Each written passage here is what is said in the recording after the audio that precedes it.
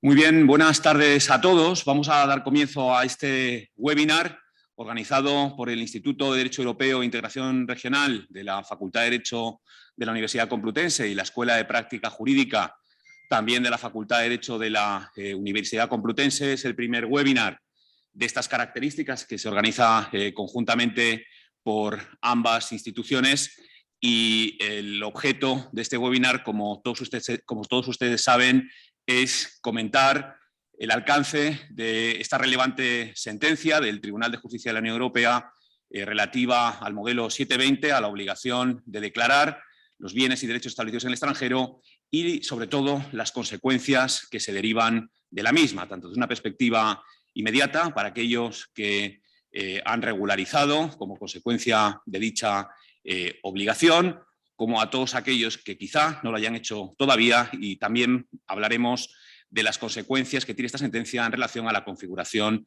de este régimen en un futuro. Para ello tenemos dos magníficos ponentes.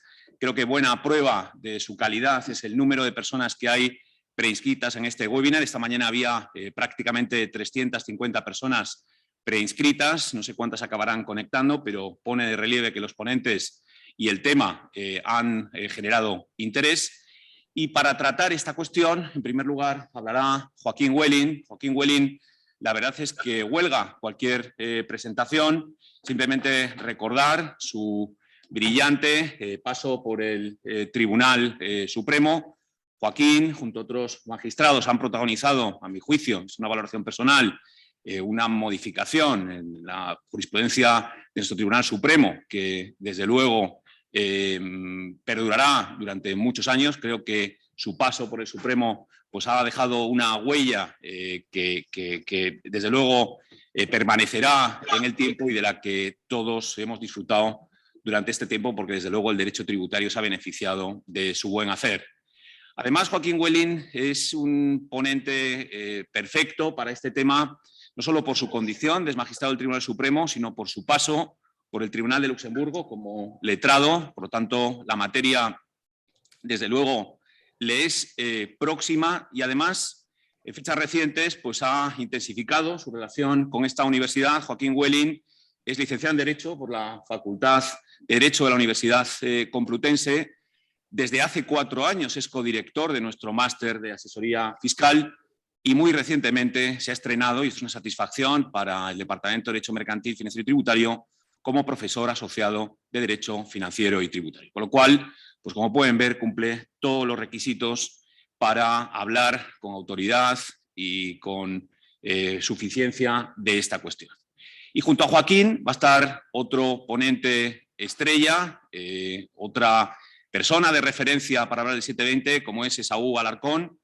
Esaú, que también es por todos conocidos, es un abogado tributarista de referencia en nuestro país, es socio de Gibernau Asesores y además pues, ha jugado un papel fundamental en los recursos que se han venido planteando tanto en el ámbito nacional como en el ámbito de la Unión Europea frente a la norma que sustenta la obligación relativa al modelo 720 y sus consecuencias. Con lo cual, les quiero dar las gracias a los dos, son muy bienvenidos a esta casa, es muy bienvenida también la audiencia y ya me callo, dejo paso a los protagonistas de esta sesión. Va a intervenir en primer lugar Joaquín Welling y a continuación lo hará Esaú Alarcón. Joaquín, cuando quieras tienes la palabra.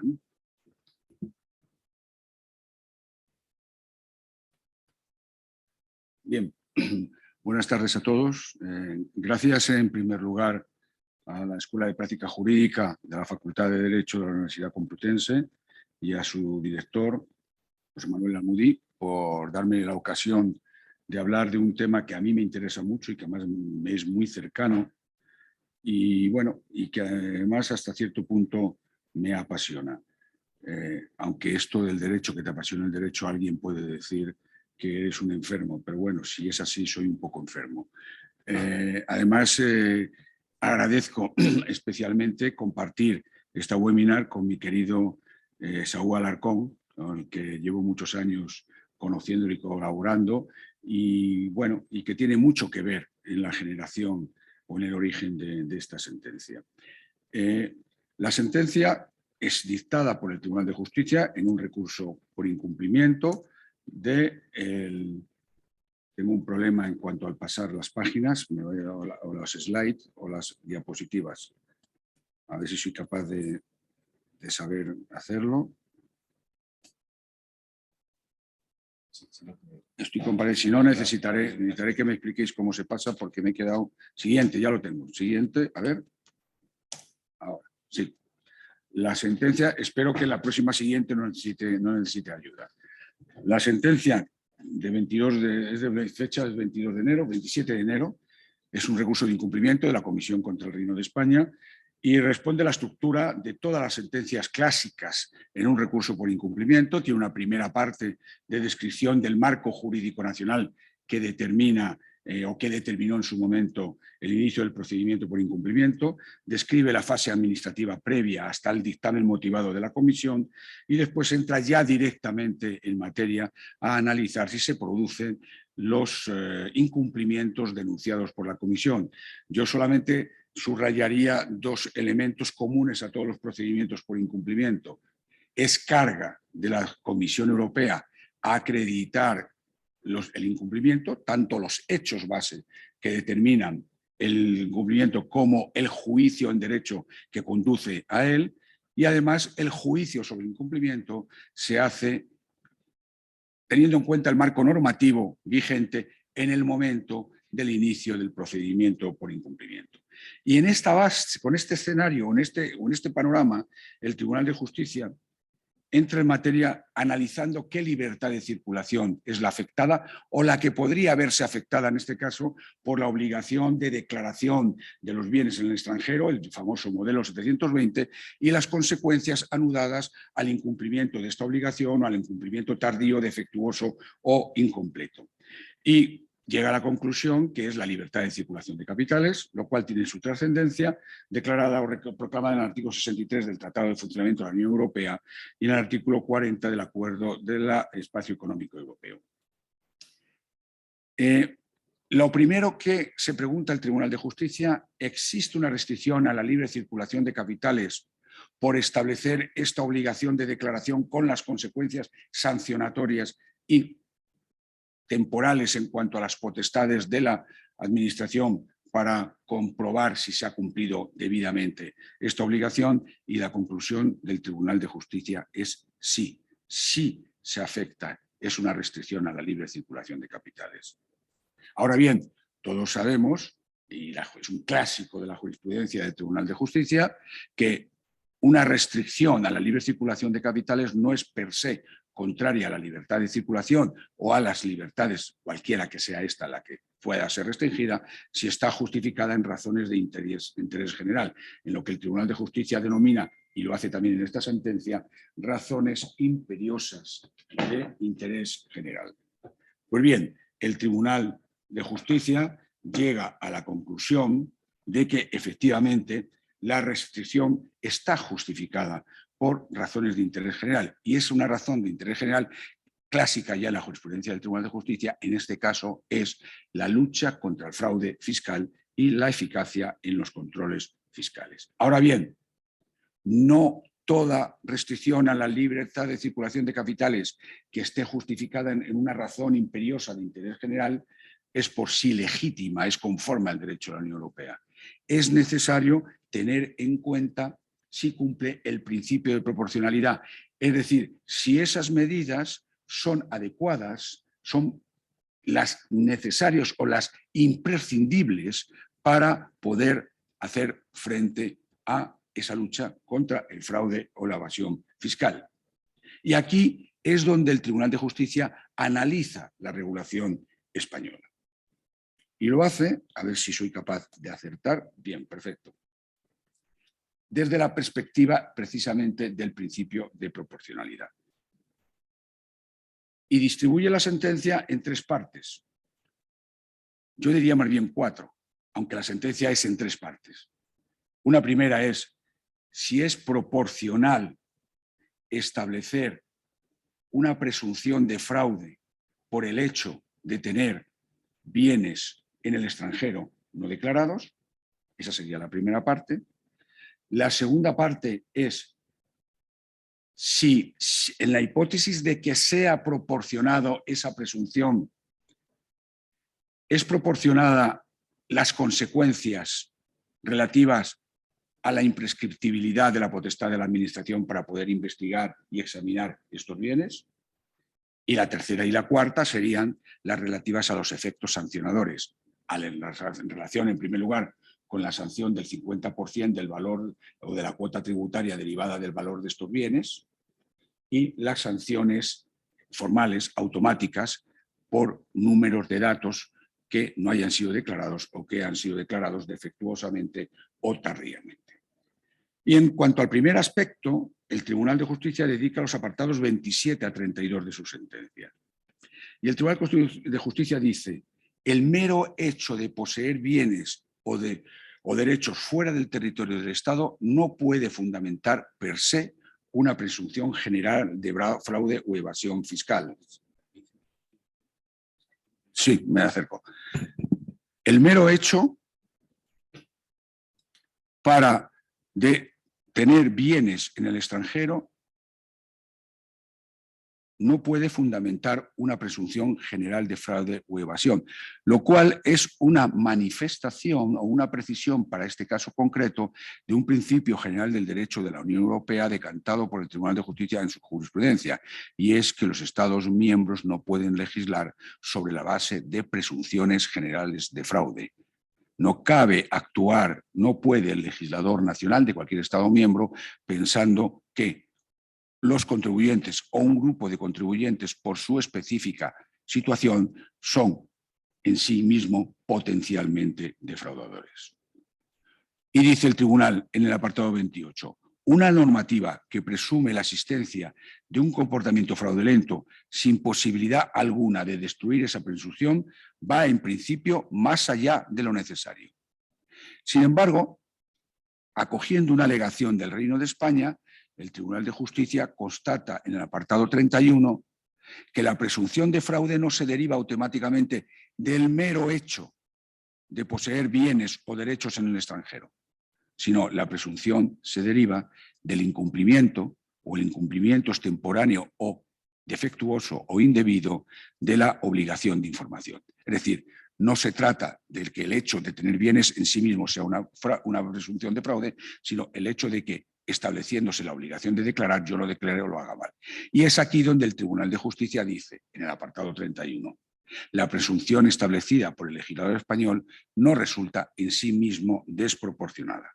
Ahora bien, el hecho de que no resulte en sí mismo desproporcionada no quiere decir que sea asumible por el ordenamiento jurídico de la Unión Europea, que sea conforme con el ordenamiento jurídico de la Unión Europea. Y esta es la segunda parte de la sentencia, que trata la proporcionalidad de las opciones elegidas por el legislador español en materia de prescripción. Y a ello dedica el Tribunal de Justicia pues, los apartados 27 a 41 de su sentencia.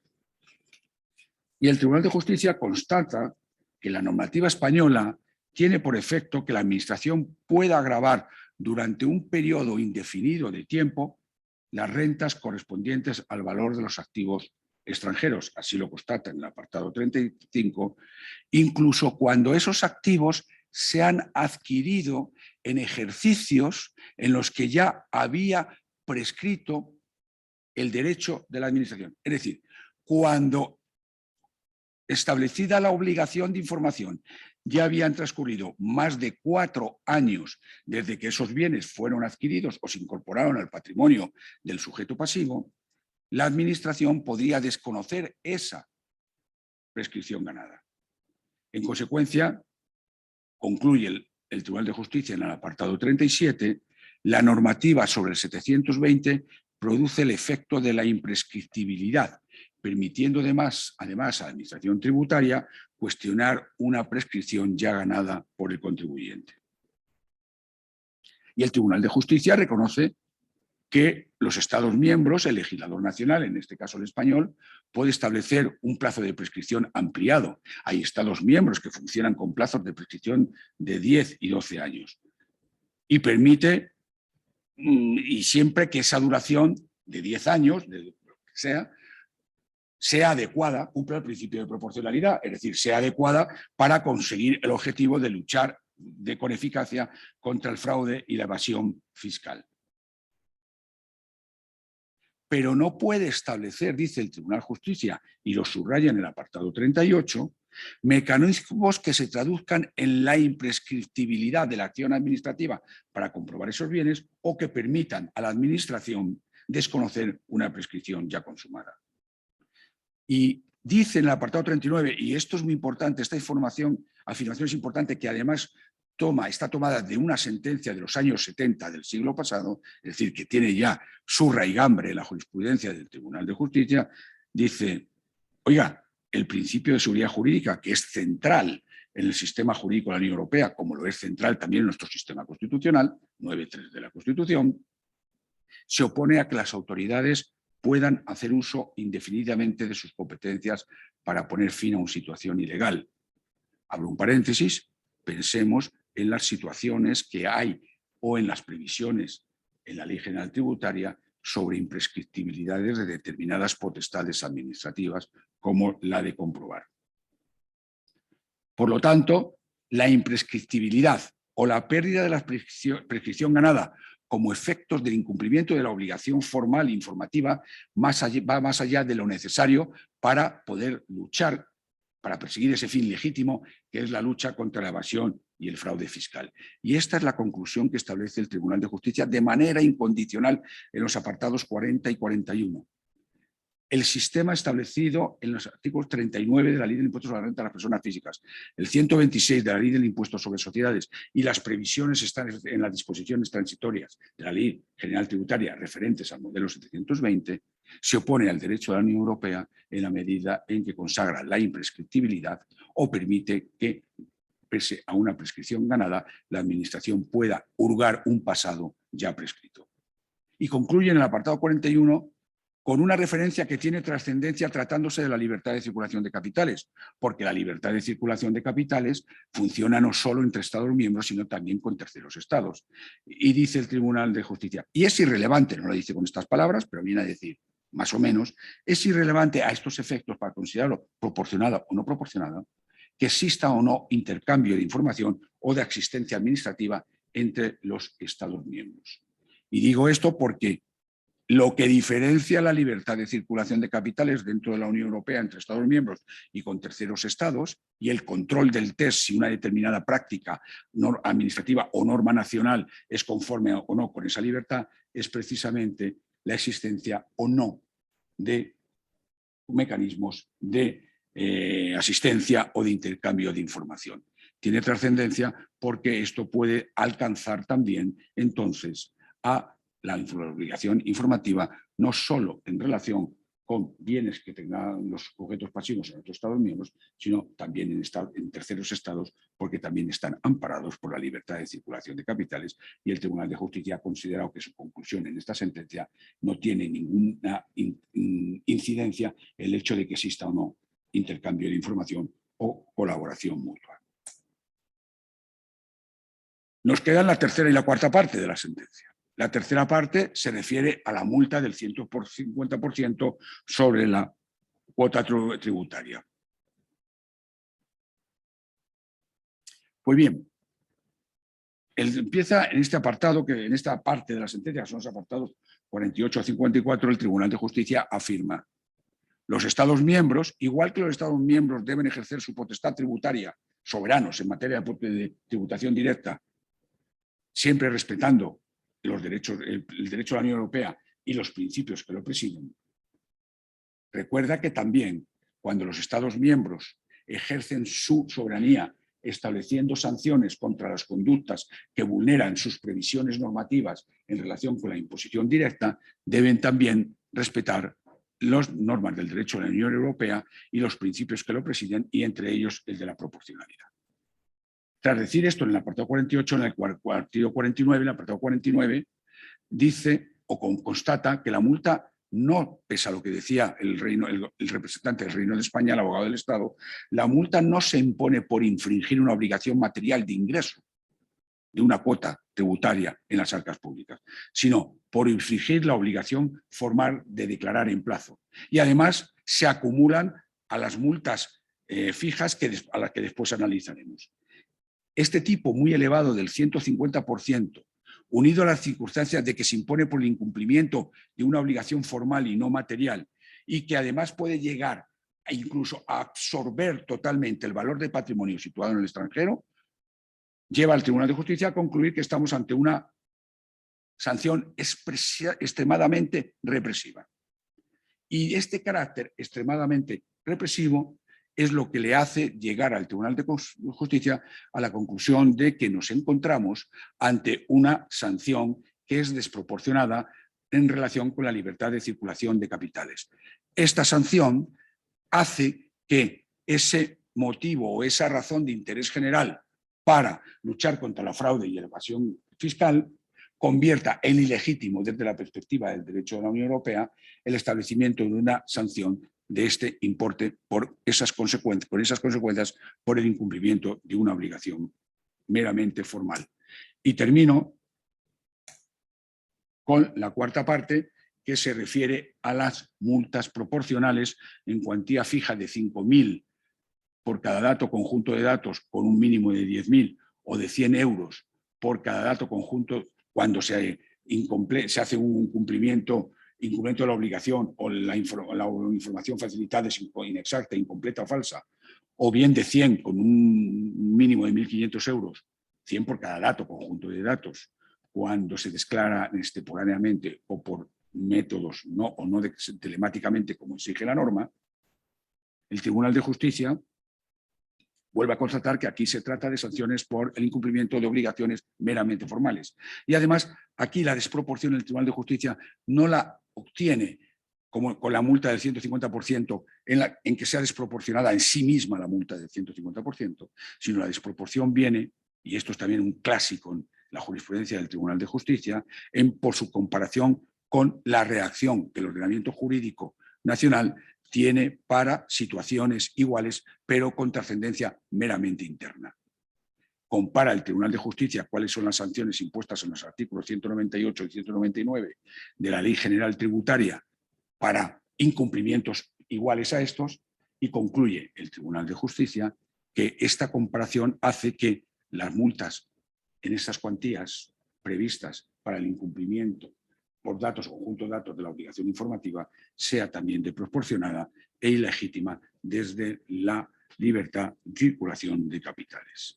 Y con esto concluyo y dejo la palabra a Esaú, pero con antes, para darle pie, recordar algo que no está en la sentencia y que yo no he incluido en las diapositivas, pero que el Tribunal de Justicia podía haber limitado los efectos de la sentencia.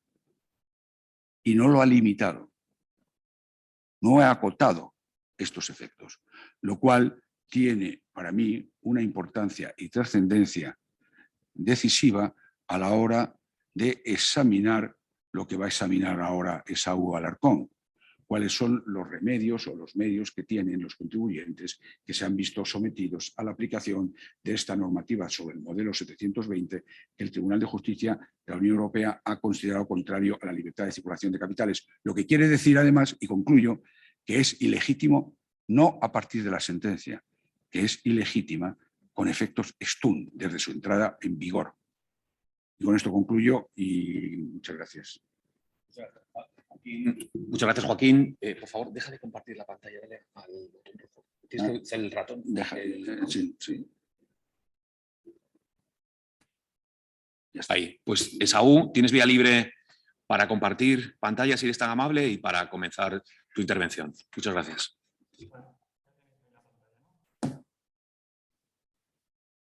¿Me oís? ¿Sí? ¿Me oís? Te oímos bien. Vale, perfecto.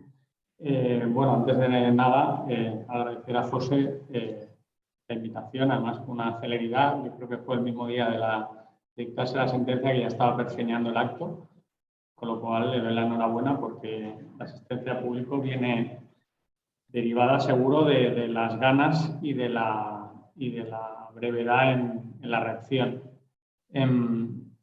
Y de paso un saludo a Joaquín, que además ha cumplido con el turno temporal de palabra, con lo cual dado su carácter expansivo, es muy agradecer que me haya dejado tiempo suficiente. Es broma. Bueno, Joaquín ha tratado un poco lo que es el análisis de la sentencia, los puntos más relevantes. Quizá por añadir un poco, ¿no? el hecho de que la sentencia va en contra, como todo el mundo sabe, bueno, va en contra, no, va más allá de las conclusiones del abogado general. Incluso le dedica un punto a decir por qué no acoge el argumento del abogado general, que era limitar sus efectos a las cuentas abiertas a partir de 1 de enero de 2017, cuando entró en vigor el CRS. Le dedica un punto porque considera que la infracción de derecho europeo es tan grave que debe pasarse por alto, porque por encima de eso está la seguridad jurídica. Entonces yo creo que eso es muy relevante. Y lo que ha comentado Joaquín, de que tampoco se limitan los efectos, lo cual tiene mucha importancia, teniendo en cuenta además que todo esto no viene de una cuestión prejudicial, sino de un procedimiento de infracción, en el cual la Comisión Europea, como todo el mundo sabe, pues primero envía una carta de emplazamiento, después del procedimiento de investigación envía un dictamen motivado al país y pues España no solo no cambió la normativa en esos 2 meses que se conceden, sino que estuvo más de 2 años sin hacer el cambio normativo, y luego ha habido todo un procedimiento judicial en el cual ha continuado teniendo oportunidad de cambiar la normativa, por lo cual hay una condena en costas. Para mí la violación de derecho europeo claramente es suficientemente caracterizada, y a partir de ahí pues habrá que ver si se cumplen otros requisitos para poder reclamar la responsabilidad patrimonial, que es a lo que se refería Juan. Entonces a mí me toca un poco tratar las situaciones después de la sentencia, ¿vale? Los primeros días salieron a la luz algunas interpretaciones, una de ellas de la propia Asociación de Inspectores de Hacienda del Estado, que emitió 2 comunicados el día de la resolución, un poco precipitados, creo yo. Y en uno de ellos se dejaba entrever que la sentencia no acababa de ser clara con relación a la imprescriptibilidad. Yo creo que esa interpretación se produce quizá por las prisas o por la precipitación, pero en realidad la referencia que se hace a la sentencia es un apartado que, como bien ha explicado Joaquín, estaba relacionado con los aspectos generales, ¿no?, que debe revisar el tribunal a la hora de determinar si hay un incumplimiento de la Unión, pero es un apartado, el apartado, no recuerdo, 30 o 32, en el cual aún no estaba revisando el caso concreto de la resolución, y de hecho posteriormente habla claramente de la falta de seguridad jurídica y de la falta de proporcionalidad. Más allá de eso, y creo que más importante, hemos de irnos al fallo. Y el fallo de la resolución es muy claro. El fallo de la resolución dice que la normativa española incumple los artículos 63 del Tratado y 40 del Acuerdo del Espacio Económico Europeo, es decir, la libre circulación de capitales. Lo dice de forma taxativa, lo dice sin condicionantes, y por tanto queda claro que la voluntad del Tribunal de Luxemburgo es que el derecho europeo pase por encima de toda esta normativa. Es decir, que toda esta normativa deviene inaplicable, ¿vale?, como ha dicho Joaquín, con efectos ex tunc, es decir, desaparece del ordenamiento jurídico desde su nacimiento, y por tanto no debería haber ninguna controversia interpretativa. Esperemos que no exista en el futuro. Siguiendo con ese razonamiento, también hay que explicar que el mismo día de la sentencia, entiendo que el Ministerio solicitó un informe a la Abogacía del Estado, adscrita al Tribunal de Justicia, y el abogado del Estado firmó ese día una nota en relación a la sentencia, dando su opinión, y en su opinión se decía que el Tribunal Tribunal de Luxemburgo consideraba sin paliativos, utilizando esta terminología, cierro las comillas, sin paliativos, que la normativa española era contraria al derecho de la Unión Europea. Esos son los puntos que tenemos que tener muy claros para, a partir de ahí, poder hacernos hipótesis futuras de cuáles son las actuaciones que podemos llevar a cabo con los contribuyentes. ¿Vale? Entonces, a partir de ahí, yo he hecho unos apartados dependiendo, seguro la práctica es más rica siempre que la teoría y seguro que hacéis preguntas que no están aquí, pero he intentado disgregar apartados en función de las situaciones en las que se encuentre la aplicación de esta norma. ¿Vale? Muy brevemente. ¿Qué ocurre ahora mismo en los tribunales de justicia españoles? Bien, hasta el dictado de la sentencia, la gran mayoría, con una única excepción temporal, lo que hacía era suspender todos los órganos jurisdiccionales que estaban viendo cuestiones relacionadas con el modelo 720, tanto ganancias patrimoniales como sanciones como recargos. Lo que estaban haciendo era suspendiendo los procedimientos antes de la votación y fallo en espera de lo que hiciera Luxemburgo. Y en espera de lo que hiciera también el Tribunal Supremo, que tiene admitidas algunas casaciones que también se encuentran suspendidas en espera de lo que dijera Luxemburgo.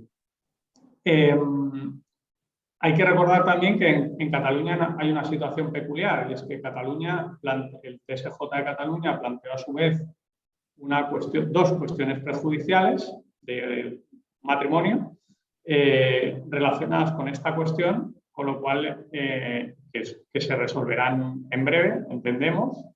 Entendemos que será una resolución que irá en línea con esta sentencia, que tiene un recurso por incumplimiento.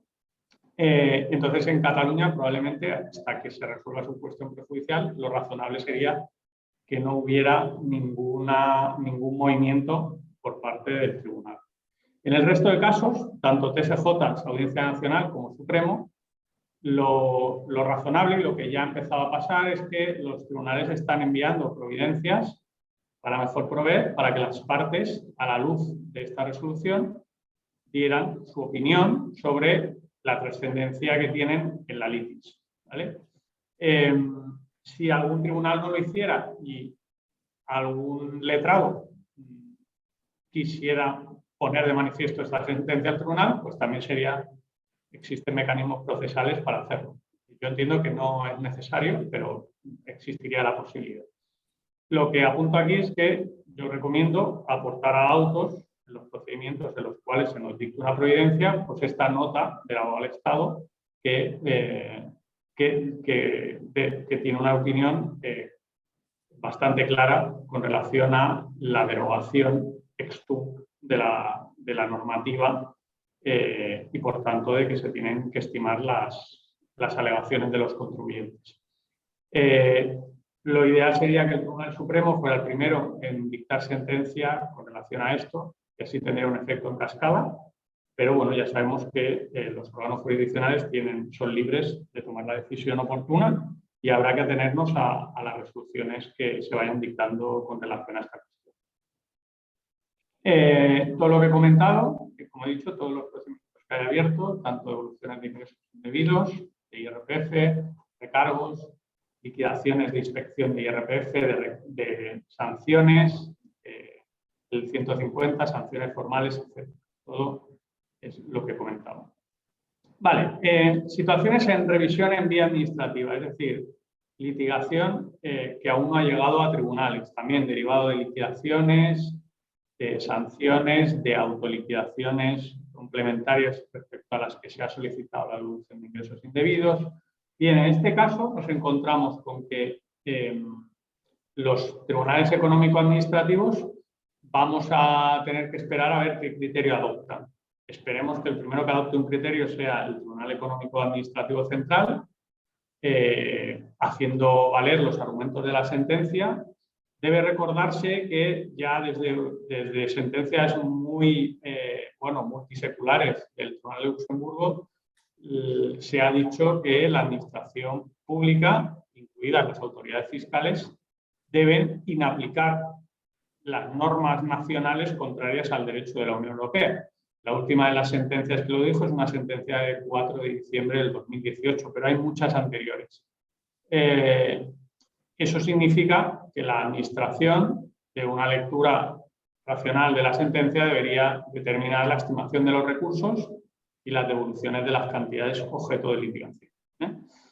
IDEA también, aunque yo no soy partidario, pero bueno, IDEA se puede aportar al procedimiento también las alegaciones con aportación de la sentencia y de la nota del abogado del Estado adscrito al Tribunal de Justicia de la Unión Europea, que creo que va muy bien para los intereses de los contribuyentes. Siguiente situación, comprobaciones, inspecciones, procedimientos sancionadores en marcha. Bien, también tendremos que ver lo que el departamento jurídico o la abogacía del Estado o el departamento que corresponda, qué decisión toman las autoridades con relación a esta cuestión. Es importante repetir lo que os he dicho antes, las normas nacionales contrarias al derecho de la Unión Europea son directamente inaplicables por los funcionarios de la administración pública, por lo tanto, deberían tener en cuenta que hay una sentencia, no solo una norma posiblemente contraria al derecho europeo, sino claramente contraria al derecho europeo, con lo cual deberían ser sensibles a eso y proceder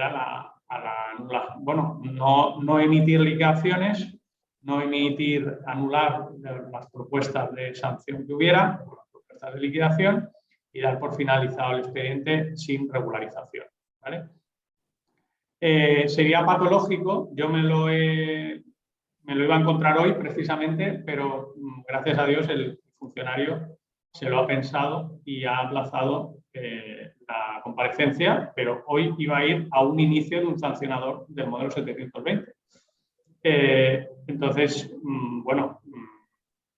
eso no debería ocurrir. Deberían al menos esperar instrucciones del jefe de equipo y de la oficina técnica y a ver qué decisión adoptan. Pero ahora mismo sería arbitrario, como mínimo, el iniciar un expediente sancionador por el modelo 720, por ejemplo.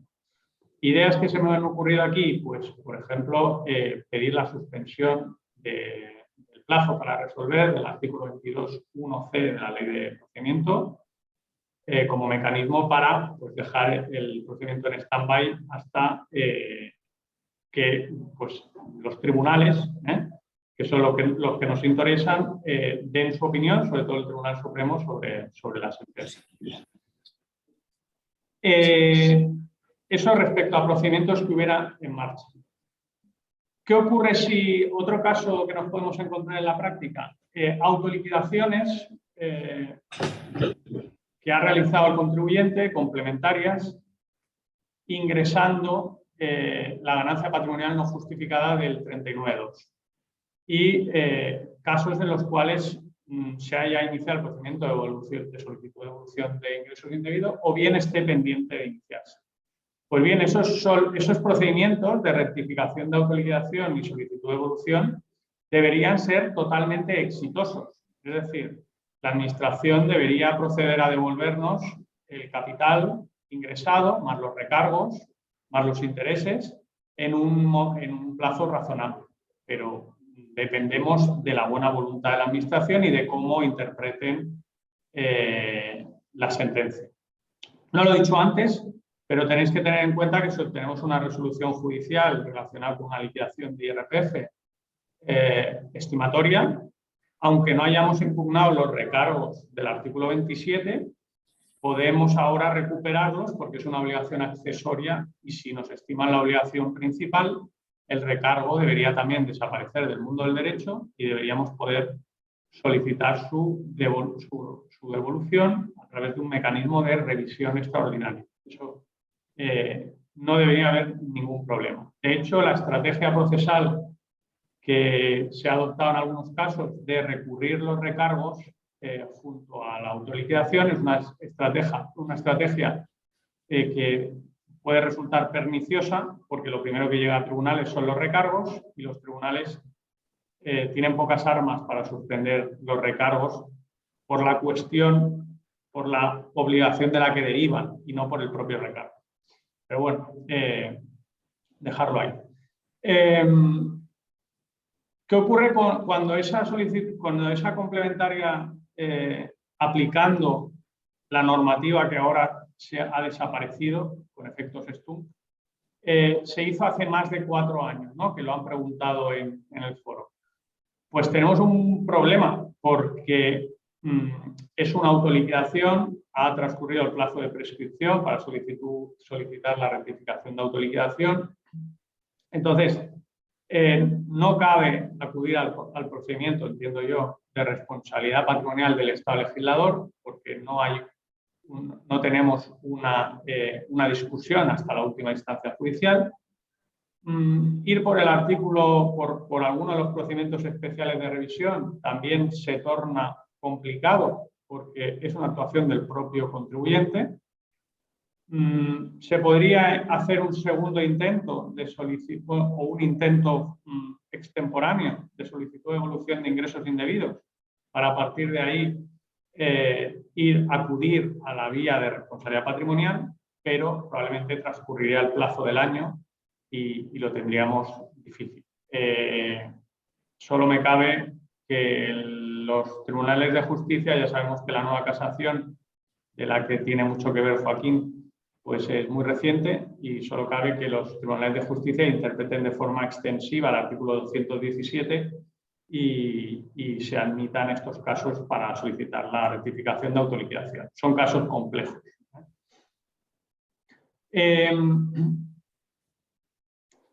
Situaciones firmes. La primera es la que os acabo de explicar, de autoliquidación. Es un caso muy patológico. Sería raro que una persona que ha ingresado por el 39.2, una ganancia no justificada, no haya iniciado los 4 años el procedimiento de devolución. Pero a haber casos, seguro que hay. Más situaciones firmes. Pues bien, como he comentado, esto parece un caso paradigmático de responsabilidad patrimonial del Estado legislador, con lo cual la Administración debe indemnizar por el daño sufrido por los contribuyentes en las condiciones que hay en las leyes siamesas de procedimiento administrativo, las leyes 39 y 40/2015. Ahora bien, primera cuestión, debéis tener en cuenta que hay otro procedimiento de infracción abierto por la Comisión Europea, del cual tenemos ya unas conclusiones del abogado general, en el cual se pone en duda el nuevo procedimiento de responsabilidad patrimonial del Estado legislador, porque tiene ciertas limitaciones que pueden resultar contrarias al principio de efectividad del derecho europeo. Eso punto 1. Punto 2. La sección quinta de la Sala Tercera del Tribunal Supremo ha interpretado este procedimiento de una forma laxa, precisamente para darle un perfil más razonable a nivel constitucional y a nivel de derecho europeo. Por lo tanto, tenemos que tener en cuenta esta construcción jurisprudencial de la responsabilidad patrimonial que se está aquilatando por parte, sobre todo, de la sección quinta del Tribunal Supremo. Eso tenemos que tenerlo en cuenta. Si tenemos un caso en el cual hemos recurrido hasta la última instancia posible, en una vía ordinaria o incluso en una vía extraordinaria, a través de un procedimiento de revisión especial, ahora podemos acudir a la responsabilidad patrimonial. En este sentido, si ese procedimiento lo tenemos abierto ahora mismo, tenemos que tener en cuenta que el plazo del año está suspendido hasta la finalización de ese procedimiento hasta última instancia judicial. Se abre gracias al principio de accionata. El Tribunal Supremo ha entendido que hasta que se produzca esa última resolución del procedimiento, no se abre el paréntesis del plazo de revisión. Con lo cual, no existiría problema de plazo siempre y cuando hubiéramos iniciado una vía de recurso antes de la sentencia, sea ordinaria o sea extraordinaria.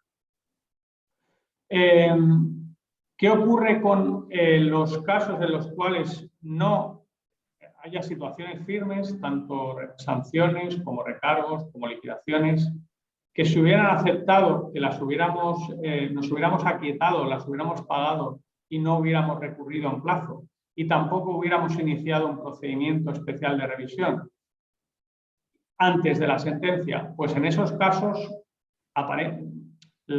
ha de decir que lo tenemos a priori complicado. ¿Por qué? Porque no entramos dentro del supuesto de la responsabilidad patrimonial del Estado legislador. ¿Por qué? Porque deberíamos haber reaccionado antes de la sentencia del Tribunal de Luxemburgo.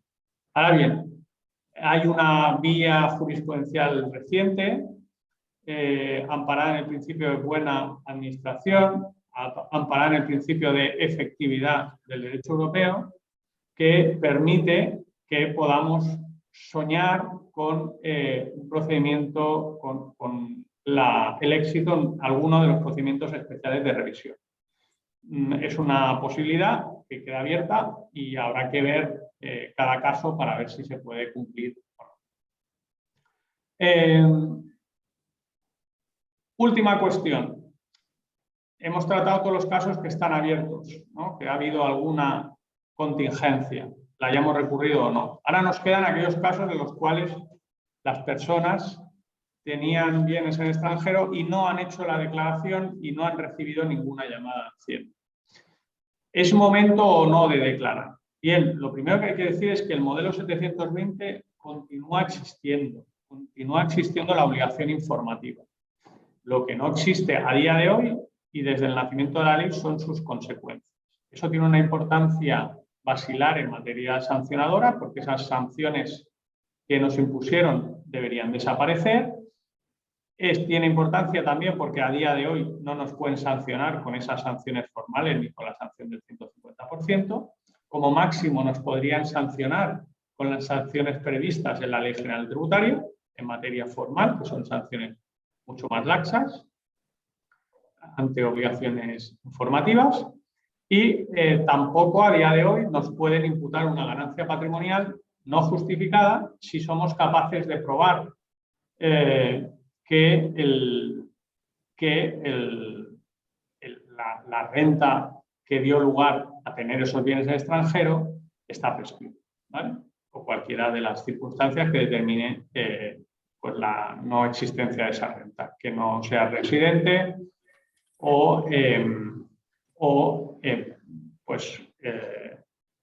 sí, que fuera una renta declarada, que no fuera residente o que estuviera prescrita. Entonces, ¿en qué situación estamos? Pues bueno, los que tengan que hacer el modelo 720 del año 2021 tienen que continuar haciéndolo. Aquellos que deberían haber declarado el 720, se nos abre la posibilidad de ¿qué hacemos? ¿Declaramos 720 años anteriores? ¿Declaramos este año? ¿No declaramos? Bien, hay que decir que hasta hace un par de semanas en la página web de la Agencia Tributaria teníamos los modelos 720 desde el año 2012, que era el primer año, hasta la fecha. Hace un par de semanas desaparecieron los modelos hasta el año 2015. Con lo cual esa opción de irse al año 2012 ya no existe. Nos queda la alternativa de presentar el modelo del año o presentar los últimos 4 ejercicios.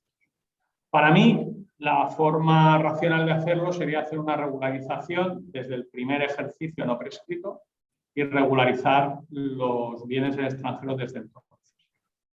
No os puedo dar un razonamiento jurídico muy acabado porque es una opinión que no tiene ningún sostén legal porque la normativa ha desaparecido, pero creo que sería lo más razonable. A partir de ahí, bueno, pues sobre todo debemos ser capaces de probar la prescripción de los bienes. Podría ser que el Ministerio reaccionara con una normativa que, como ha dicho Joaquín, pues existen algunos países en los cuales hay una ampliación del plazo de prescripción para determinados impuestos para los bienes en extranjero de 12 años. Podríamos encontrarnos con un cambio normativo que ampliara el plazo de prescripción para bienes en extranjero.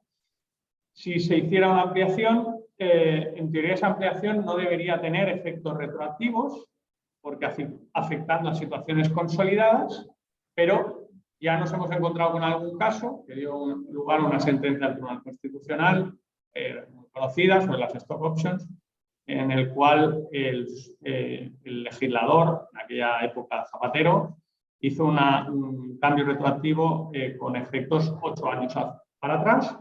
El Tribunal Constitucional consideró que era contrario a la seguridad jurídica, pero eso es lo que dijeron los tribunales. Lo que no sabemos es lo que puede hacer el legislador. En cualquier caso, yo entiendo que si tenemos bienes en extranjero con una antigüedad mayor a 4 años, tenemos que estar bastante tranquilos de que la prescripción se ha consolidado y, como bien dice el literal de la sentencia, no debería haber una legislación que perjudicara a esas personas que ya tienen una situación consolidada. A partir de ahí, yo me callo y cualquier otra duda que exista lo comentamos en el turno de palabra. Muchas gracias. Muy bien, pues muchísimas gracias a los ponentes por su brillante intervención. Son muchas las preguntas que se han formulado a través del chat. Yo voy a seleccionar en primer lugar una que es recurrente. Creo que se ha tratado a lo largo de la intervención, pero creo que conviene una respuesta directa a esta cuestión.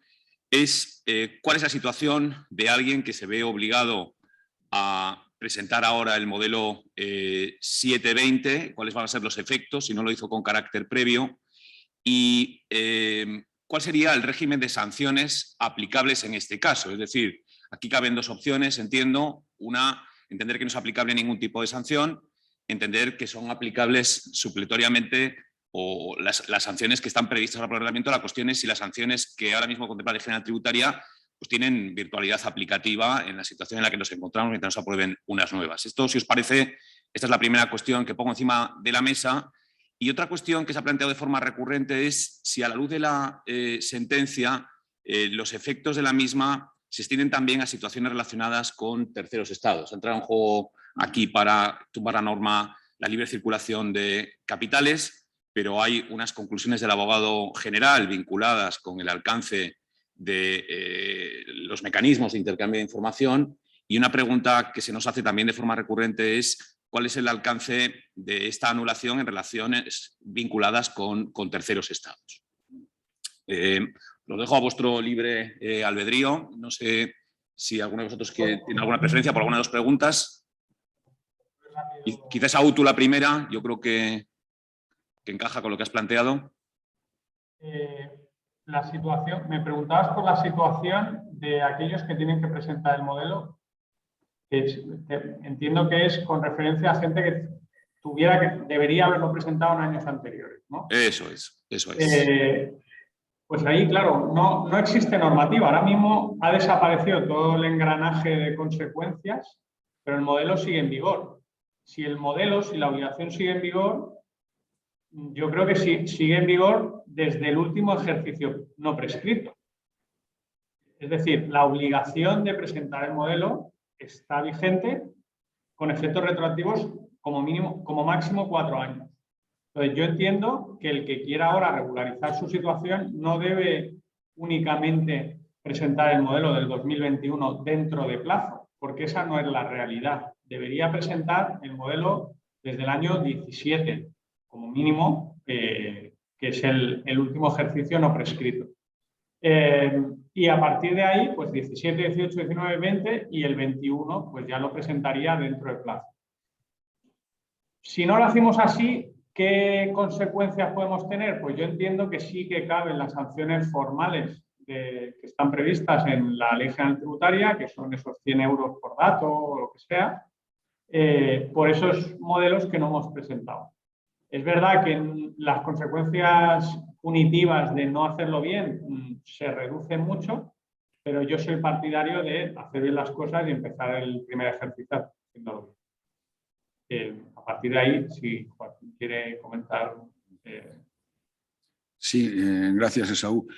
Yo, más que dar respuesta a cuestiones concretas, voy a hacer 4 reflexiones generales que yo creo que responden a muchas de las preguntas.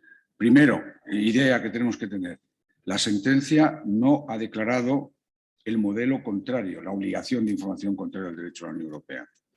Si recuerdan ustedes, lo primero que llega es a la conclusión de que es proporcional la presunción de fraude que se establece en la legislación española cuando se incumple la obligación de declarar.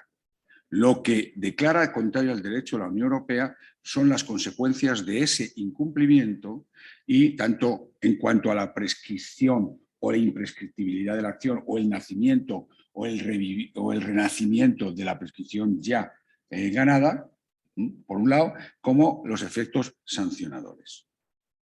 Si esto es así, la obligación de presentar el modelo sigue existiendo. Segunda idea. Si lo que declara contrario al derecho de la Unión Europea el Tribunal de Justicia son las consecuencias, el juego conjunto de los principios de primacía y efecto directo del derecho de la Unión Europea y la obligación de todos los operadores jurídicos del Estado miembro de dar primacía y eficacia al derecho de la Unión Europea, incluso la Administración, aunque yo eso discrepo, pero lo ha dicho el Tribunal de Justicia y lo ha recordado Esaú, y la última vez lo ha recordado el Tribunal de Justicia en la sentencia Banco de Santander, donde dice que los órganos económico-administrativos no están legitimados porque no son órganos jurisdiccionales, dado que no son independientes para plantear cuestiones prejudiciales, pero a pesar de eso le recuerda la obligación de garantizar la eficacia del derecho de la Unión Europea. Es la famosa jurisprudencia o doctrina Fratelli Costanzo. Si esto es así, tanto los tribunales españoles como la Administración española lo que tienen que hacer es desplazar la norma contra el derecho de la Unión Europea, que es esta, en cuanto a sus consecuencias. ¿Y qué norma nos queda? Pues las normas generales de la Ley General Tributaria. Entonces, en mi opinión, lo que ocurre es que todas estas situaciones se tienen que regir por la norma vigente en ese momento. ¿Y cuál era la norma vigente en ese momento? Los 4 años de prescripción. Y el que hubiera ganado esa prescripción de esos 4 años, ya la Administración no podría corregirlos. Y en cuanto al régimen sancionador, evidentemente el 150% desaparece, y lo que habrá que aplicar es lo que se aplica a todos, a las situaciones internas, que es la causa por la que el Tribunal de Justicia declara contraria o desproporcionadas las sanciones impuestas recurrentes o repetitivas por incumplimiento. Aplicar los 198 y el 199 de la Ley General Tributaria a esta circunstancia. Y esta sería la forma en que yo operaría y en la que yo, si fuera el Tribunal de Justicia o fuera Administración, en un cumplimiento leal del derecho de la Unión Europea, y no leal, obligado, porque como la Administración Tributaria Española o los tribunales españoles no asuman esta jurisprudencia del Tribunal de Justicia, puede ser que nos aboquemos a un segundo incumplimiento del Estado español, con las consecuencias más gravosas que se produce con esta declaración de no cumplimiento de lo dicho por el Tribunal de Justicia en una sentencia dictada en un procedimiento de incumplimiento. Y la última idea, que tiene que ver con algo que también ha reflexionado Esaú, es con la posibilidad de que el legislador apruebe ahora una reforma con efectos retroactivos. Si resulta que el efecto de la declaración hecha en la sentencia del Tribunal de Justicia provoca que se aplique el régimen general y yo he ganado una prescripción de 4 años y ahora el legislador español aprueba una prescripción especial porque se lo permite el Tribunal de Justicia de 10 años con carácter retroactivo, lo que estará haciendo el legislador español es hacer perder prescripciones ya ganadas por los 4 años. Y el Tribunal de Justicia ha dicho en esta sentencia que es contrario al derecho de la Unión Europea una normativa nacional que lleve como consecuencia que la Administración pueda revisar actos en relación con ejercicios que ya se ha ganado la prescripción. Ese sería el efecto de una aprobación por el legislador español de un plazo teórico de 10 años de prescripción con efectos retroactivos. Y yo esto es lo que más me atrevería a decir. Creo que con esto hay un porcentaje importante de preguntas de las que nos han formulado contestadas. Otras entran ya en detalle muy concreto en esto, en las que yo no no me considero capacitado de responder, y no creo, esto no es una falsa humildad, sino porque llevo muchos años dedicado al derecho, pero soy un bisoño abogado, me guste o no me guste, y esto lo saben todos los que me rodean. Muchas gracias. Muchas gracias, Joaquín. Yo la verdad es que, escuchándoos a ambos, una cuestión que me planteo, y esto es una cuestión de futuro, de cómo va a quedar configurado en el régimen, habéis hablado efectivamente de la situación que existe en otros países, de un plazo ampliado de prescripción, que ha sido admitido por la jurisprudencia del Tribunal de Luxemburgo, pero yo mi visión sobre este asunto, y vosotros sois desde luego mucho más conocedores que yo de esta materia, el planteamiento que tengo, la visión que tengo desde lejos, es que esa jurisprudencia tenía sentido con unos instrumentos de intercambio de información distintos a los actuales. Yo creo que las conclusiones del abogado general en este asunto deben hacernos reflexionar si realmente cabe aplicar un plazo, cabe aprobar un plazo de prescripción distinto para este tipo de situaciones en todos los casos, o si el plazo de prescripción que se incorpore distinto, en su caso en la ley general en un futuro, debe deslindar situaciones en las que hay un determinado intercambio de información y situaciones en las que no le hay.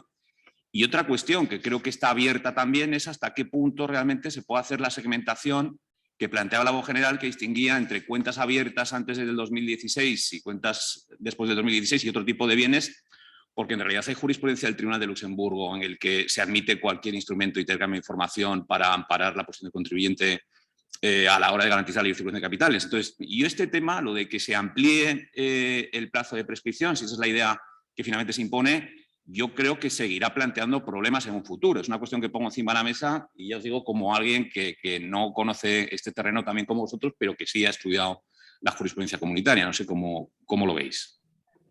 Voy a hablar de mi libro, ¿no? Un libro en su día. Por cierto, voy a hacer la cuña de publicitaria. O sea, José Almudía acaba de publicar un libro sobre las garantías de comunicación. Creo que todos los oyentes deberían adquirir inmediatamente porque si no se agota, lo quitan de las manos. Ahora entrando en la cuestión. Primero, afectación a países terceros. Eso queda claro. Libre de circulación de capitales, pues sin ir más lejos, la sentencia de 3 de septiembre del 14 sobre el ISD de no residentes, que se traspuso solo para países de la Unión por parte de las autoridades fiscales españolas y que al final dio lugar a que el Supremo dijera, con base en la sentencia Belte y otras anteriores de Luxemburgo, que también la libre circulación de capitales protege tanto a los países de la Unión como a los de fuera. Yo creo que eso queda fuera de dudas y si el legislador cometiera el mismo error, por llamarlo de alguna manera bondadosa, pues sería, vamos, no sería humano, andaría a 4 patas. El segundo punto, el de la afectación de los territorios colaboradores o no.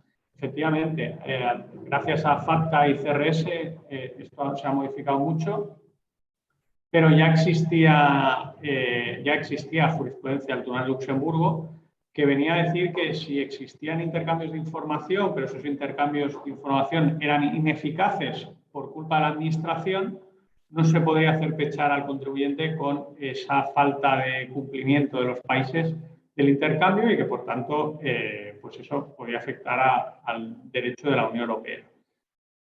Hablando en hipótesis, lo ideal, y eso lo escribí yo en una revista como propuesta de cambio normativo, pero no me hicieron caso, sería que esa ampliación del plazo de prescripción se uniera únicamente a aquellos territorios que no tuvieran un intercambio de información automático con España, que son pocos.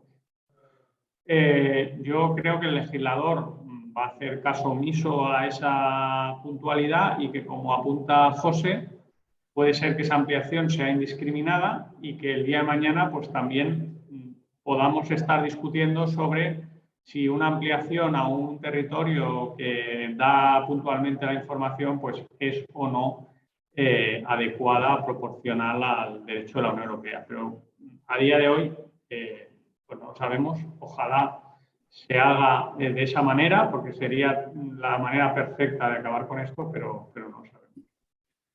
Sí, fijaros, en relación, yo antes quería haberlo dicho y se me fue, es en relación con los terceros estados y las conclusiones alambicadas, porque eran muy complejas de entender además las conclusiones del abogado general, esto lo ha resuelto, en mi opinión, el Tribunal de Justicia de un plumazo en una frase en el apartado 41, cuando después de constatar que los efectos en relación con la prescripción son desproporcionados y por lo tanto hace ilegítima la restricción desde la perspectiva de la libertad de circulación de capitales, literalmente dice: sin que proceda a preguntarse sobre las consecuencias que deban extraerse de la existencia de mecanismos de intercambio de información o de asistencia administrativa entre Estados miembros.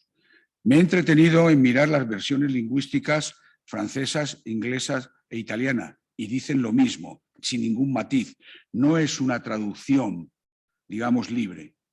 El Tribunal de Justicia ha dicho, si estamos en el ámbito de la libertad de circulación de capitales, si la libertad de circulación de capitales se extiende a terceros estados y si lo único que distingue entre un tercer estado y un estado miembro afecto a la libertad de circulación de capitales para determinar su alcance en casos concretos es la existencia o no de intercambio de información y de instrumentos de asistencia mutua, y el Tribunal de Justicia dice que es irrelevante, es que la conclusión es que también es desproporcionado en relación con terceros estados.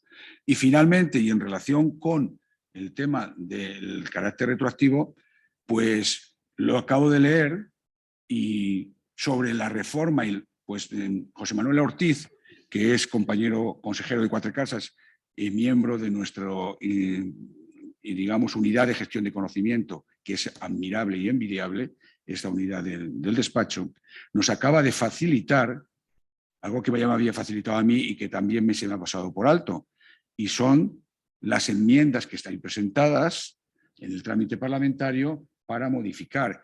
Y nos recuerda literalmente que se eliminan los artículos 39.2 y 121.6 de la Ley del Impuesto a la Renta de las Personas Físicas y de la Ley del Impuesto sobre Sociedades, la disposición adicional primera y segunda de la Ley 7/2012, las multas pecuniarias fijas de 5.000 euros, es decir, la disposición adicional 18ª de la Ley General Tributaria. No se contemplan efectos retroactivos, ni sanciones especiales, ni plazos de prescripción más allá de 4 años. Por lo tanto, y nos adjunta el enlace para que podamos acceder. Lo cual quiere decir que es el escenario, y no me está escuchando José Navarro Sánchez, que siempre me regaña cuando utilizo la palabra escenario. El escenario, mi querido amigo José, el escenario en el que nos encontramos es un escenario en el que quien haya ganado la prescripción por 4 años, nada hay que hacer respecto de él por parte de la Administración, y quien no la haya ganado, las consecuencias sancionatorias serán las consecuencias del régimen general sancionador, en este caso del 198 al 199. Y nada más. Muy bien, pues muchísimas gracias a los dos ponentes. Procuramos que los webinars se atengan a la duración de 1 hora. Aquí nos hemos pasado ligeramente, pero creo que el interés de las ponencias y del debate así lo merecían. Quiero agradecer de nuevo a Joaquín, a Esaú Joaquín, su presencia hoy con nosotros. Es un gusto tenerlos en esta casa. Ambos son profesores de distintos programas que se imparten aquí en la Escuela de Práctica Jurídica, con lo cual es una oportunidad de tenerlos una vez más por aquí. Y quiero agradecer también a las casi 180 personas que han estado prácticamente todo el rato conectadas con nosotros. Nada más. Despedirnos, simplemente avanzar que el Instituto de Derecho Europeo de Integración Regional y la Escuela de Práctica Jurídica de la Universidad Complutense seguirán realizando seminarios vinculados con actualidad relativa a la jurisprudencia del Tribunal de Luxemburgo y a modificaciones normativas relacionadas con la materia tributaria, de las que les mantendremos puntualmente informados. Muchas gracias y hasta muy pronto.